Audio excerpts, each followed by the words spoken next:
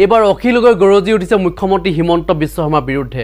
এই মন্তব্য আপোনালোকক শুনাম আৰু লগতে কংগ্ৰেছ দলত কিয় এইবাৰ সামিল হ'ল, যেহেতু আপোনালোকে জানে যে ৰাইজৰ দল আৰু অসম জাতীয় পৰিষদ যেহেতু সামিল হৈছিলে কংগ্ৰেছ দলৰ লগত, কিয় সামিল হৈছে এই গোটেই কথাখিনি ইতিমধ্যে তেখেতে স্পষ্টকৈ কৈছে।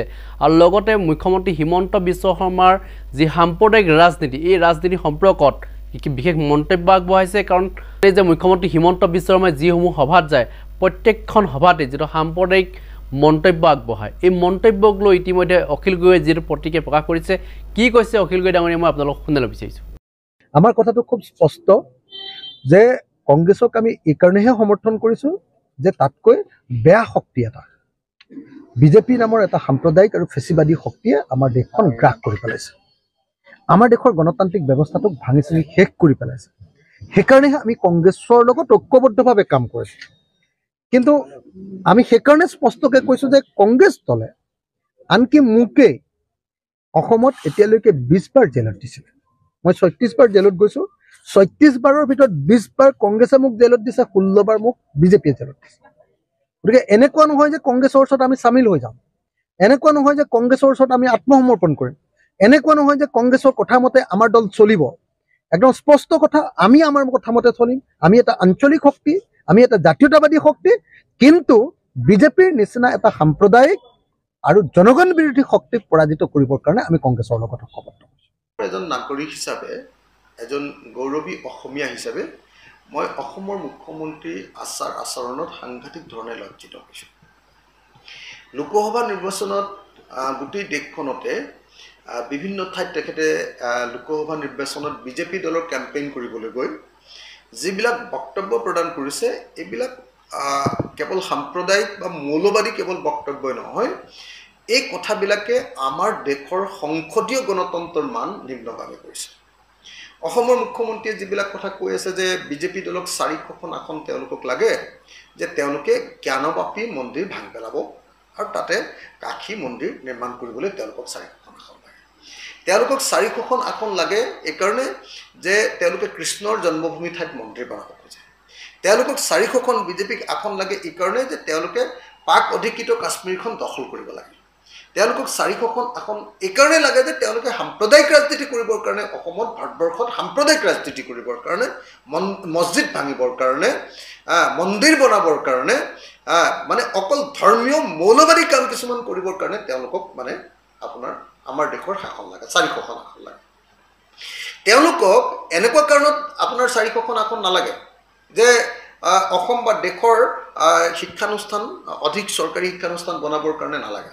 ৰাজ্যখনত এফালৰ পৰা আমি দেখিছোঁ যে চৰকাৰী শিক্ষানুষ্ঠানবিলাক বন্ধ হৈ গৈছে, ক'ৰবাত মাৰ্জাৰ কৰিছে, ক'ৰবাত এমালগেমেশ্যন কৰিছে, ক'ৰবাত ক্ল'জাৰ কৰিছে। এফালৰ পৰা চৰকাৰী শিক্ষানুষ্ঠানবিলাক বন্ধ কৰি গৈ আছে, এফালৰ পৰা আপোনালোকে সকলোৱে দেখিছে। কটন কলেজৰ নিচিনা কলেজে আজিৰ দিনটোত আপোনালোকে দেখিছে যে ব্যক্তিগতকৰণৰ নীতিৰ যি কবলত পৰি এতিয়া তেওঁলোকৰ নিজৰ মাটি বিক্ৰী বা লিজত দি, নিজৰ বিল্ডিং বিক্ৰী বা লিজত দি এতিয়া ধন ঘটাবৰ কাৰণে, ধন আনিবৰ কাৰণে, ৰিচোৰ্চ মবিলাইজেশ্যন কৰিবৰ কাৰণে ব্যৱস্থা ল'বলগীয়া হৈছে। চাৰিওফালে শিক্ষাখণ্ড ওলি গৈছে। আপোনালোকে দেখে যে গোটেই দেশখনৰ ভিতৰতে আমাৰ দেশতে আটাইতকৈ বেছি আপোনাৰ মানে আধাতে স্কুল এৰা, আধাতে বিদ্যালয় এৰাৰ ছাত্ৰ ছাত্ৰীৰ সংখ্যা আটাইতকৈ বেছি আমাৰ ৰাজ্যখনতে। আজি শিক্ষাৰ ক্ষেত্ৰত যেনেকৈ এই অধপতন ঘটিছে, আপুনি দেখিছোঁ যে স্বাস্থ্যখণ্ডতো একেটাই ঘটনা। স্বাস্থ্যখণ্ডৰো উৱলি যোৱা অৱস্থা, হস্পিটেল নাই, হস্পিটেল থাকিলেও চিকিৎসা নাই, চিকিৎসা থাকিলেও ভাল যন্ত্ৰপাতি নাই, যন্ত্ৰপাতি ক'ৰবাত আছে কিন্তু ছাৰ্ভিচ নাই। মুঠতে হস্পিটেলৰ অৱস্থা সাংঘাতিক ধৰণে বেয়া। তো সেইবিলাকৰ মান উন্নত কৰিবৰ কাৰণে তেওঁলোকক 400 চিট নালাগে, এইটো নালাগে। আমাৰ দেশখনৰ ভিতৰত আটাইতকৈ বেছি ইনফেণ্ট মৰ্টেলিটি ৰেট, শিশুৰ মৃত্যুৰ হাৰত ৰাজ্যখন, আমাৰ ৰাজ্যখন আটাইতকৈ 1 নম্বৰত। প্ৰসূতি মৃত্যুৰ হাৰৰ ক্ষেত্ৰতো অসমখন ভাৰতবৰ্ষৰ ভিতৰত নম্বৰ 1। তো এই পৰিস্থিতি, অথচ সেইবিলাক উন্নয়নৰ কাৰণে তেওঁলোকক 400 চিট নালাগে। তেওঁলোকক দেশৰ নিবনুৱা সমস্যা সমাধান কৰিবৰ কাৰণে 400 চিট নালাগে। তেওঁলোকক কৰ্মসংস্থাপন দিবৰ কাৰণে 400 চিট নালাগে। তেওঁলোকক দেশৰ উন্নয়নৰ কাৰণে 400 চিট নালাগে। তেওঁলোকক লাগে মছজিদ বনাবৰ কাৰণে 400 চিট। তেওঁলোকক লাগে আপোনাৰ কি কয় মছজিদ ভাঙি মন্দিৰ বনাবৰ কাৰণে 400 চিট। তেওঁলোকক লাগে যে আপোনাৰ পাক অধিকৃত কাশ্মীৰ এখন দখল কৰিবৰ কাৰণে, বেদখল কৰিবৰ কাৰণে তেওঁলোকক লাগে।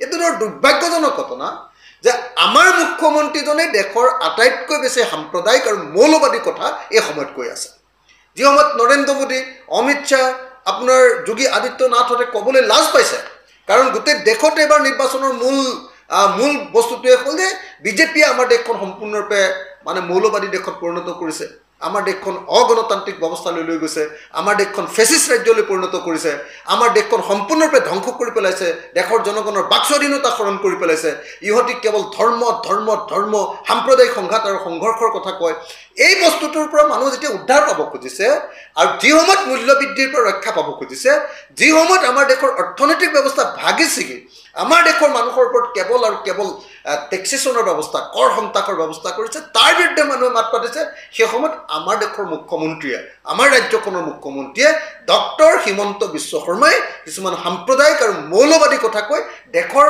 ৰাজনীতিৰ মান অৱনমিত কৰিছে মই অসমৰ মুখ্যমন্ত্ৰীক আহ্বান জনাইছোঁ আপুনি যদি সঁচাকৈ এইবিলাক কথাই ক'ব লাগে তেতিয়াহ'লে আপুনি অসমৰ মুখ্যমন্ত্ৰী পদটো ত্যাগ কৰক আপুনি অসমৰ মুখ্যমন্ত্ৰী পদটো ত্যাগ কৰি আপুনি গেৰুৱা বসন পিন্ধক আপুনি এটা মন্দিৰত গৈ আপুনি পূজা সেৱা কৰক আপুনি তেনেকুৱা ধৰণৰ কাম কৰক কিন্তু অসমৰ মুখ্যমন্ত্ৰী এটা সাংবাদিক পদত থাকি আপুনি এনেকুৱা ধৰণৰ বক্তব্য দিয়াটো সম্পূৰ্ণৰূপে বন্ধ কৰক এইটো মোৰ অসমৰ মুখ্যমন্ত্ৰীৰ প্ৰতি আহ্বান আপুনি ৰাজ্যখনৰ মান সন্মান নাখাব আপুনি ৰাজ্যখনৰ মানুহক অপমানিত নকৰিব আপুনি গোটেই দেশৰ ওচৰত অসম ৰাজ্যখনৰ মান অৱনমিত নকৰিব আপোনাক এইটো কৰাৰ অধিকাৰ আপোনাৰ নাই অসমৰ মুখ্যমন্ত্ৰী ডাঙৰীয়া আপুনি এনেকুৱা ধৰণৰ একেবাৰে নিম্নমানৰ অৰুচিকৰ সাম্প্ৰদায়িক মৌলবাদী বক্তব্য প্ৰদান কৰাৰ পৰা বিৰত থাকক এইটো আপোনাৰ প্ৰতি অসমৰ মানুহৰ আহ্বান আপুনি নিশ্চিতভাৱে এই আহ্বান ৰক্ষা কৰিব বুলি আমি আশা কৰিছোঁ এনেকুৱা ধৰণৰ সাম্প্ৰদায়িক এনেকুৱা ধৰণৰ বলিয়ালি এনেকুৱা ধৰণৰ মৌলবাদী বক্তব্য প্ৰদান কৰাৰ পৰা আপোনাক বিৰত থাকিবৰ কাৰণে মই আহ্বান জনাইছোঁ